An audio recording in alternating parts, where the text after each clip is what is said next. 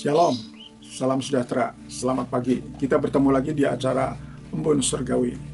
Harap ditunggu-tunggu. Sebelumnya kita minta pimpinan Roh Kudus sebelum kita membaca Alkitab dan juga untuk mempelajari, merenungkan, serta mempraktekannya.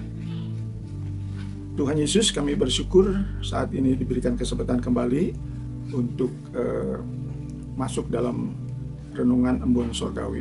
Biarlah kami mohon pimpinan Roh Kudus, karena hamba-Mu terbatas, hamba-Mu yang hina ini, tetapi oleh karena anugerah karunia-Mu, Tuhan memakai hamba-Mu ini. Biarlah Tuhan urapi, dan juga urapi semua bapak-bapak, ibu-ibu, dan saudara yang berkesempatan untuk mendengar firman ini, karena karunia-Mu. Terpujilah nama-Mu, dalam nama Yesus, hamba-Mu berdoa. Amin. Diambil dari Efesus pasal 4 ayat 3 sampai yang ke-6. Dan berusahalah memelihara kesatuan roh oleh ikatan damai sejahtera, satu tubuh dan satu roh, sebagaimana kamu telah dipanggil kepada satu pengharapan yang terkandung dalam panggilanmu. Satu Tuhan, satu iman, satu baptisan, satu Allah dan Bapa dari semua Allah yang di atas semua, dan oleh semua, dan di dalam semua. Jadi judul saat ini yaitu satu Bapa, satu baptisan, satu iman. Untuk mencapai hal ini tentu bukan hal yang mudah. Kita perlu juga ada satu syarat, satu singkatan, yaitu PM. Itu diambil dari Yohanes 1 ayat yang ke-12. Tetapi seberapa banyak orang yang menerimanya diberi kuasa menjadi anak-anak Allah, yaitu yang percaya dalam namanya. Jadi satu singkatan inilah yang akan memungkinkan kita untuk melakukan apa yang tadi Paulus sampaikan kepada jemaat di Efesus, supaya menjadi satu kesatuan, satu iman dan satu baptisan, serta satu Allah. Di dalam Kejadian ada juga istilah satu daging, yaitu jikalau kita dengar dalam pernikahan suami istri itu menjadi satu daging. Nah, jadi semua itu akan terjadi kalau kita percaya dan menerima Yesus. Satu singkatan yang sangat penting, yang terus harus dikumandangkan kepada banyak orang, sehingga mereka mampu untuk melakukan hal yang berat atau hal yang sulit itu, karena ada pertolongan.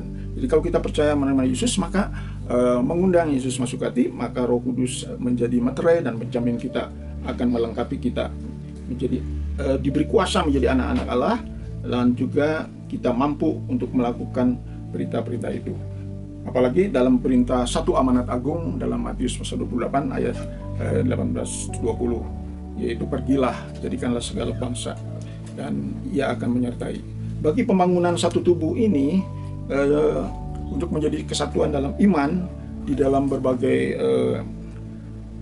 anggota tubuh yang bermacam-macam itu, maka menjadi satu dan menjadi dewasa dalam rohani. Dan dasarnya tentu satu kasih agape yang dimiliki oleh Yesus, sehingga anak-anaknya juga bisa menikmati kasih pengorbanan itu.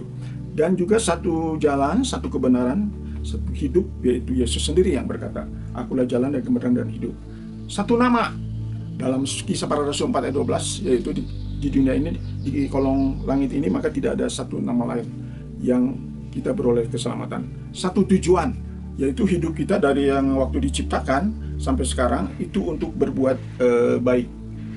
Dan ada lagi satu tujuan, yaitu untuk menyelamatkan. Jadi Allah, Yesus, Roh Kudus, semuanya mengarah kepada keselamatan manusia karena kasih-Nya. Karena semua orang sudah tidak ada yang benar dan baik, maka saya teringat ayat kesenangan saya dalam 2 Korintus 5 ayat 21. Dia yang tidak mengenal dosa dijadikan dosa ganti kita, supaya kita dibenarkan oleh Allah di dalam Kristus Yesus. Satu nama itu, sehingga kita, kalau kita dibenarkan, menjadi diberi oleh Tuhan menjadi orang yang benar, orang yang baik, orang yang kudus, yang mampu untuk menyatukan saudara-saudara kita di dalam satu tubuh Kristus. Nah, jadi kita perlu kata satu ini. Ada dua loh batu juga menjadi satu, yaitu dasarnya kasih. Juga perjanjian lama dan baru yang begitu panjang, tetapi juga kalau diperas menjadi satu, Yohanes 3:16, dan menjadi satu kasih. Demikian juga segitiga, maka ada Allah, ada kita, ada sesama, maka di tengahnya ada yaitu kasih yang menyatukan hubungan kita baik dengan Allah, juga harus baik dengan sesama. Jadi itu sangat berkaitan, ya. Satu paket, ya. Dalam hidup kita kalau sudah jadi anak Tuhan itu menjadi satu paket, yaitu dua T, takut Tuhan, 2B yaitu benar dan baik. Kita bisa melakukan benar dan baik karena Roh Kudus. Satu paket PM tadi syaratnya kita menjadi anak Tuhan, yaitu percaya, menerima Yesus, mengundang Yesus. Satu andalan yaitu Allah Bapa. Jangan mengandalkan yang lain atau manusia karena akan terkutuk. Yeremia 17 ayat 7, diberkatilah orang yang mengandalkan satu andalan yaitu Tuhan kita. Ya, satu pencipta, satu penebus, satu penolong yaitu Roh Kudus. Tritunggal, tiga adalah satu. Dan yang terakhir saya ingin memperingatkan saya dan kita semua, hati-hati dengan satu dosa yang tidak bisa diampuni, yaitu menghujat Roh Kudus. Sebab itu marilah kita percaya kepada Yesus, kita memiliki Roh Kudus sehingga kita tidak menghujat Roh Kudus, bahkan memerlukan Roh Kudus dalam kehidupan sehari-hari. Kiranya firman ini akan menjadi berkat, dan inilah lagu yang menekankan bahwa Yesuslah satu-satunya.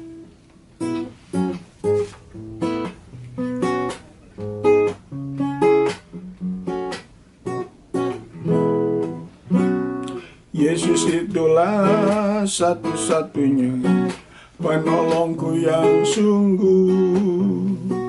Ia berjanji akan kembali angkat kita semua. Oh haleluya, puji Tuhan, upahmu besar di surga. Oh haleluya, puji Tuhan, upahmu besar di surga.